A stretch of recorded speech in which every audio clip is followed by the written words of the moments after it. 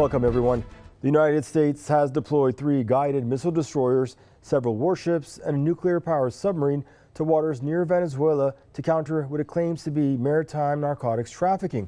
2 weeks ago, Donald Trump rebranded the Department of Defense to the Department of War and then immediately moved nearly 4,000 U.S. sailors and Marines to Venezuelan waters where, in grave breach of international law, they attacked a small boat, resulting in the extrajudicial execution of 11 people on board a vessel. And that was just the first boat targeted. At the same time, U.S. authorities bumped up the prize on the Venezuelan president Nicolas Maduro's head from 25 to 50 million U.S. dollars, and along with the massive flotilla deployment, has prompted Caracas to mobilize and prepare for possible U.S. invasion. America's military deployment to Caribbean waters and looming potential of destabilizing outcome is the focus now of our Spotlight program. But first, here's our guests.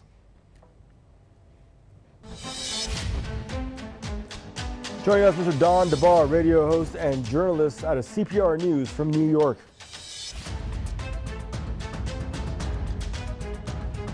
And Mr. Clive Menzies, researcher and commentator, joining us from London. Gentlemen, hello. I'd like to welcome you both to the broadcast here. I guess, Don, we'll start with you.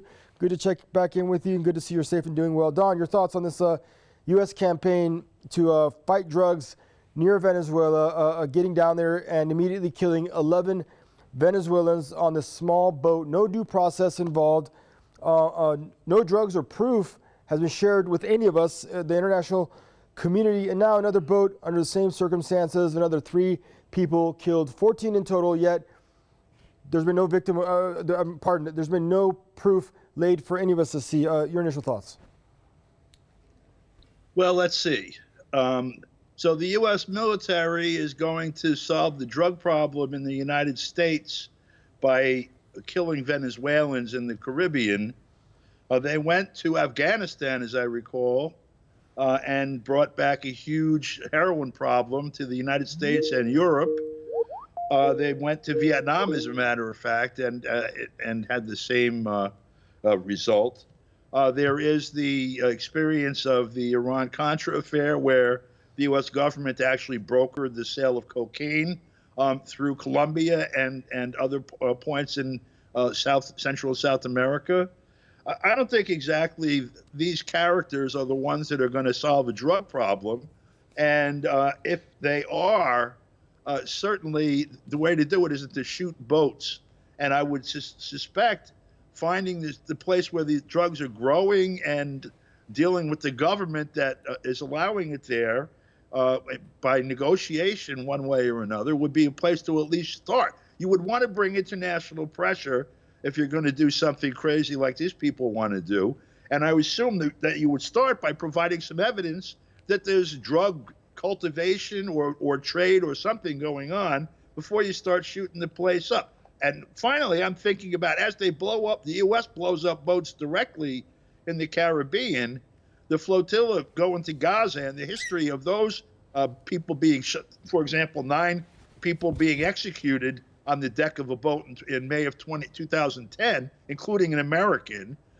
You know, maybe this is cover for what's about to happen with the next boatload of supplies for Gaza. I don't know.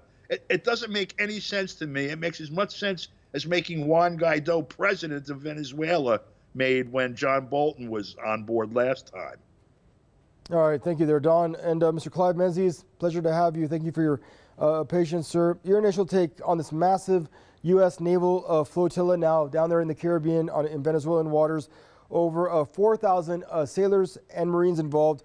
Okay, where they are, the pretext the U.S. is using on fighting drugs there, what this flotilla coalition has so far done, killing these 14 Venezuelans. The Colombian president, Gustavo Petro, has called it outright murder. Well, undoubtedly it is extrajudicial killing. I think the wider question, there's a long history of fomenting regime change in Latin America. Over the last decade, we've seen the transition of, if you like, more socialist and sympathetic governments to their people, change in Argentina, Ecuador, Bolivia, Venezuela has been a consistent holdout, and that's why it's in the crosshairs. But actually, I think the timing is probably, as your other guest suggested, is much more to do with the distractive potential of this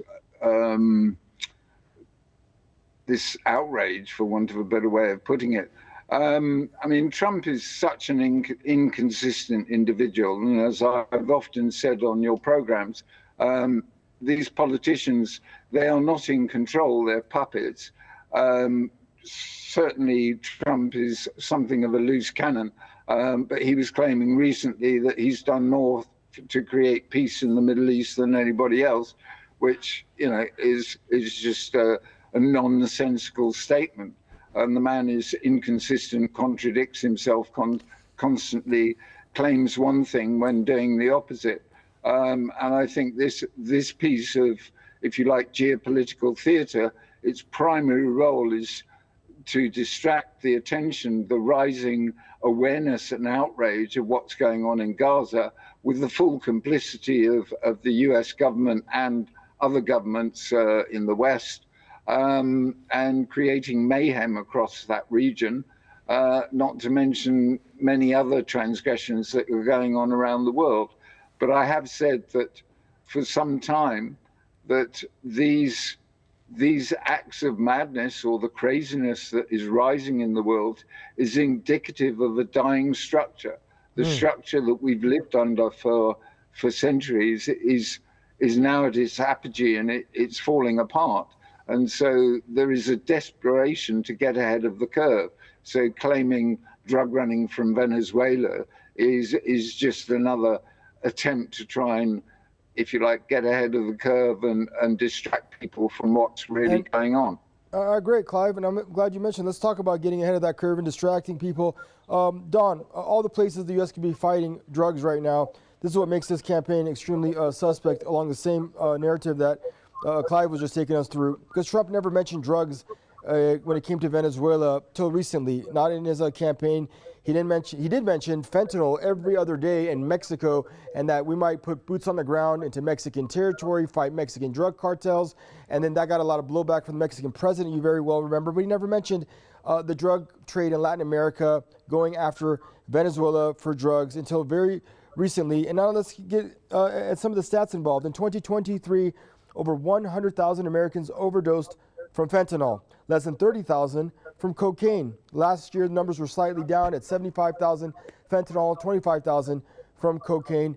Every other word out of his mouth was fentanyl and Mexico throughout his campaign. So why is he in the Caribbean in front of Caracas? Well, first, the reason that he's doing this with Venezuela is obvious. It's oil. The same reason that they see nuclear weapons behind every tree in Iran, it's oil. The same reason that Russia is evil and bad is oil. The same, you go down the list, Nigeria, wherever, any place that there's oil, that belongs to the people that own the United States. You people, are all of you, the whole planet full of you, are sitting on top of their prized oil. If you don't get out of the way, they're going to drop bombs on you, and they'll have to make up stories to do that to satisfy the people. They're going to be driving around in cars with that oil here in the United States. But the purpose of this, obviously, is because they lost control of Venezuela's oil supply back with the election and the first administration of Hugo Chavez in 1998, 99. In any event, even interrupting normal commerce, first with sanctions, and now interrupting the sea lanes, I assume, coming in and out of Venezuela. There's some market control being exerted against Venezuela with respect to oil also. But, I just, if you really want to solve the drug problem in the United States, because there's a huge market for drugs here. Why? Because people are scared to death. People are completely uncertain about their housing, their health care, income. The unemployment is massive. The official numbers are a joke, but also, if you undo the changes that were made in the 80s and 90s and use the old numbers, even they're a joke. People, young people, people under the age of 40 even at this point, have no idea how their lives are going to turn out, because they are not ready for the world that's being constructed and delivered to them. and they're scared. And this is the kind of environment where people anesthetize themselves with drugs. And if they wanted to solve that problem for a tenth of the money they're spending on weapons and troops and every other damn thing, what they could do is give people jobs and some education to retool them for the world that is coming to and pay for their health care, and just make sure people feel secure enough that they don't feel the need to anesthetize themselves. It's entirely possible.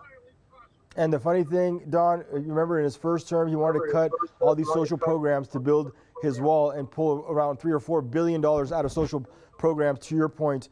Anyway, I'm going to put that same question, if I can, to you, Mr. Clive Menzies. I read this article earlier, so-called drug cartels Trump has reported to be in pursuit of. And I read this verbatim that said, although most of the cartels on the terrorism list are Mexican, Washington has focused its attacks on Venezuela. So, sir, let's visit this question again. Why? Why is the U.S. with such a huge fleet there off the Venezuelan coast? Well, the risk of repeating myself, it's largely a matter of distraction. And I think Don is correct in saying that, you know, Iran has oil, Venezuela has oil, and that is part of the plan. But I think it's actually much wider than that.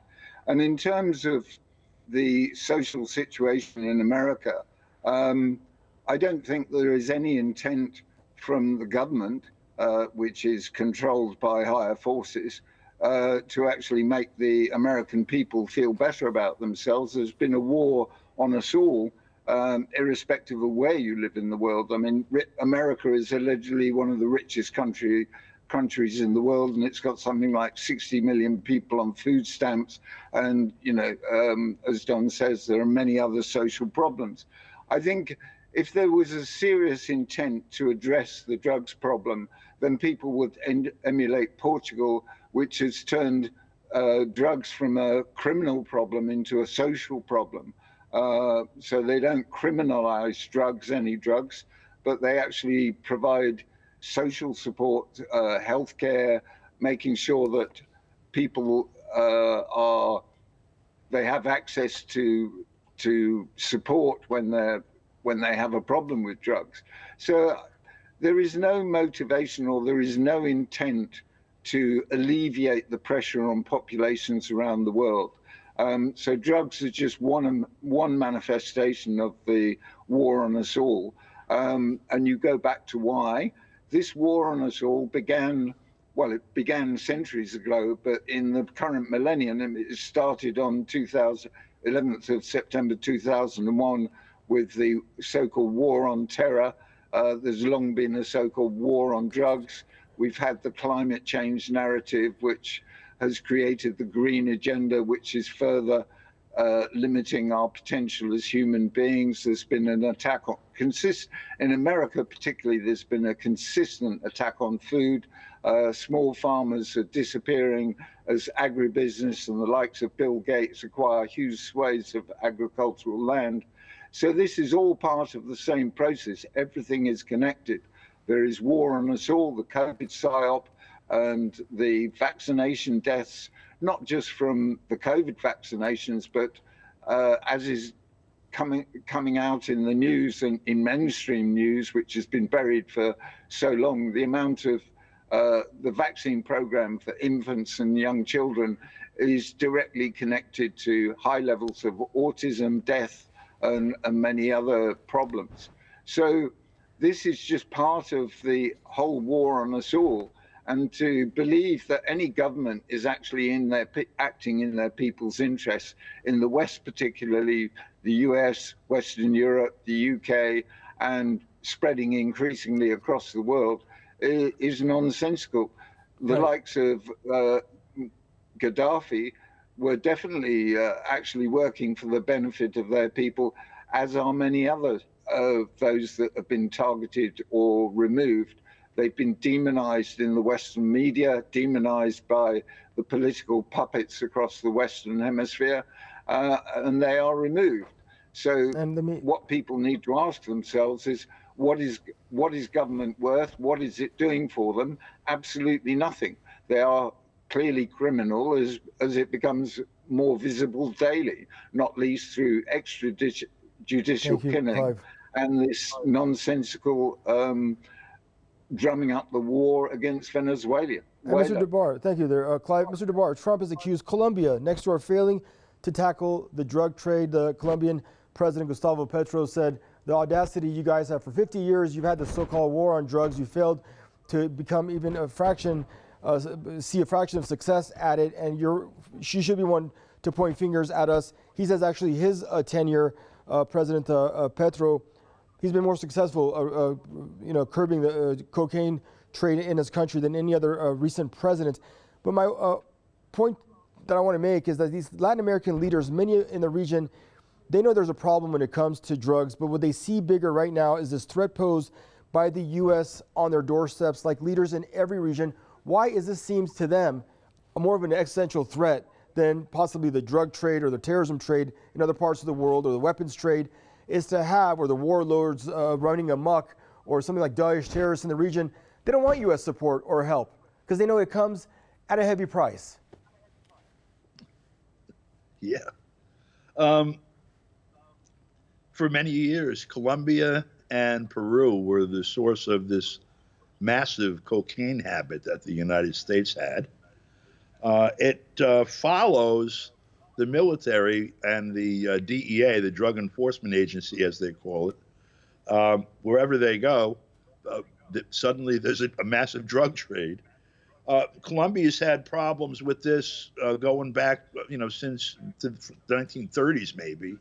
And actually, and because every time there was a popular government elected or wrangled its way into power against the wishes of the United States, there was a coup or some other kind of an overthrow of the government, and basically military dictatorships or fascist dictatorships of one kind or another, quislings to the United States, took power. They massacred progressive leftists, all kinds of dissidents on an ongoing basis. And finally, with some semblance of democracy, President Petra's the first person actually successfully dealt with the drug problem in Colombia's history, and they want to start something with him. It tells you that the entire scenario is a lot of nonsense, and that what they're angling to do is get their geopolitical aims realized. Certainly with Venezuela, we know what that is to get rid of Venezuela as an example, is to destroy, to the extent that they can, the multilateralism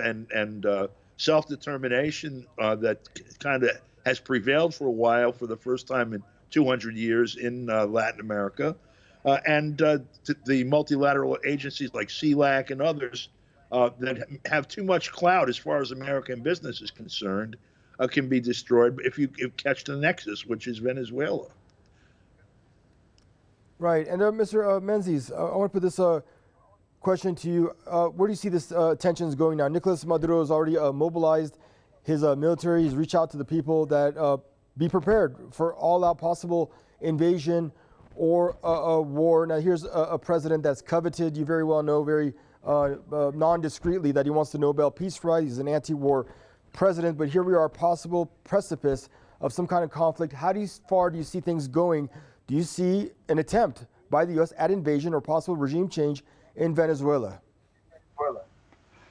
Well, I think it's very difficult to predict. I mean, my sense is that there are a lot of, for want of a better way of putting it, kites being flown. This war on us all has taken many forms, and this sort of threatening of a third world war has been sort of looming and increased. But my sense is that we're almost living through a repeat of the early 20th century with the lead up to the First World War, in that there is a sort of heightening of jingoism, as it was called then, and division, nationalism, all of these things. And these are being preyed upon by the likes of Trump and others as excuses to make America great again and all of these things. But I get the sense that unless they have the support, the overwhelming support of the people, as say in Britain they did running up to the First World War, where people were almost made made mad in wanting war. It was something to be desired. I think because of the internet and communications and an increasingly diverse source of information, there is far greater reluctance for ordinary people to go to war. And it's always been the case that it's governments and those in power that want to go to war. It's not the people. They have to be persuaded. And I suspect because the narratives, all the different narratives are falling apart, my sense is that this won't come to fruition. It may start, but it won't be successful. Not least because America as a military power has been waning for some time. It talks a big talk, but it has problems walking the talk. They failed in Vietnam, they failed in Afghanistan, they're failing or NATO is failing in Ukraine, which is a proxy war. So all these attempts at war against any nation, I think, are failing. The Russian military operation progresses it's progressing almost unaltered in spite of all the threats and machinations.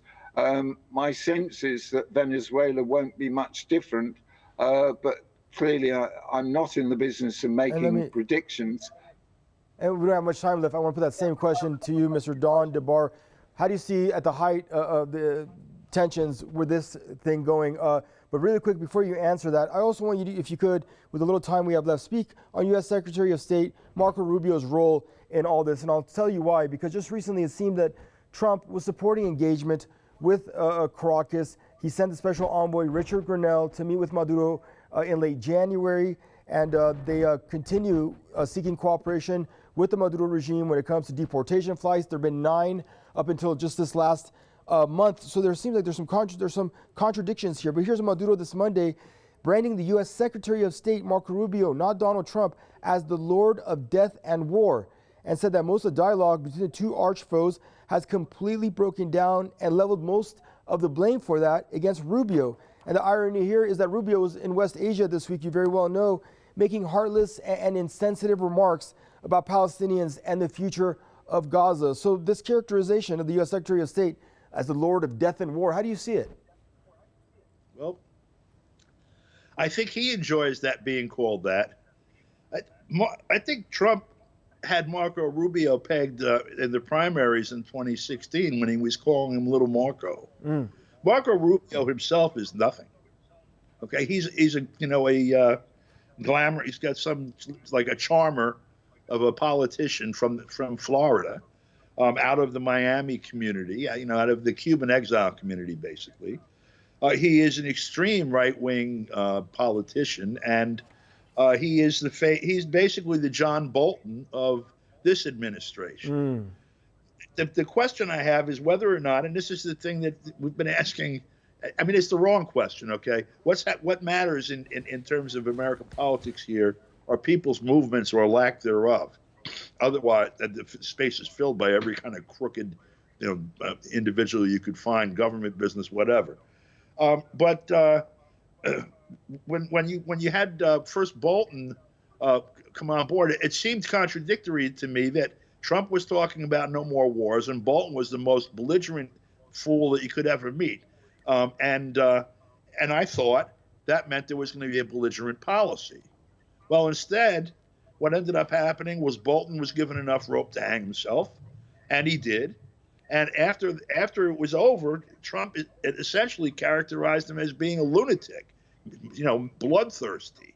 Now, they also stole a few $1 billion from Venezuela at that time during the ranting and raving. And so that may well have been the point altogether. But I'm hoping that Rubio's function is to serve the same purpose that Bolton's did, which is to satisfy a particular element of the elite that Trump is looking out for their interests in Latin America by putting a hard-nosed person up there, almost a mad dog, and however keeping him on a short leash. And I'm hoping that's what we're looking at, but who knows? All right, gentlemen, time has gotten the better of us. Appreciate having you both on. Mr. Clive Menzies, they're joining us from London, and Mr. Don DeBar joining us from New York. And viewers, this brings us to the conclusion of this episode of your Spotlight program. Thank you for tuning in, and goodbye for now.